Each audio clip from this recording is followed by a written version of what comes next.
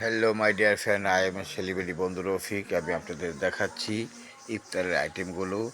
মাংস, ইলিশ মাছ এবং কি ভাজি, শরবত, বেলের শরবত, বুন্দি এবং ভুনা খিচুড়ি, এই ধরনের আইটেম দেখাচ্ছি। আর কেন আইটেম দেখাচ্ছি জানেন বন্ধুরা? আল্লাহ পাক বলেন যে আমার এই দিকের প্রতি যে ব্যক্তি যতটুকু মেহনত করব তাকে আমি ততটুকুই দিব। আর মানুষ বলে কি জানেন? মানুষ বলে যে আল্লাহ পাকে যদি রেজিকে রাখে তাহলে আমি যাব, খাবো।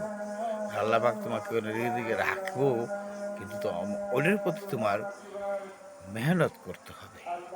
যতটুকু মেহনত করবে ততটুকু মেহনত পাবে। এর জন্যই আল্লাহ পাক বলেছেন যে যতটুকু মেহনত করবে ততটুকুই পাবে। ধন্যবাদ সবাইকে। আজান দিছে, এখন ইফতার করব। সবাই ভালো থাকবেন, সুস্থ থাকবেন। আসসালামু আলাইকুম রহমতুল্লাহ।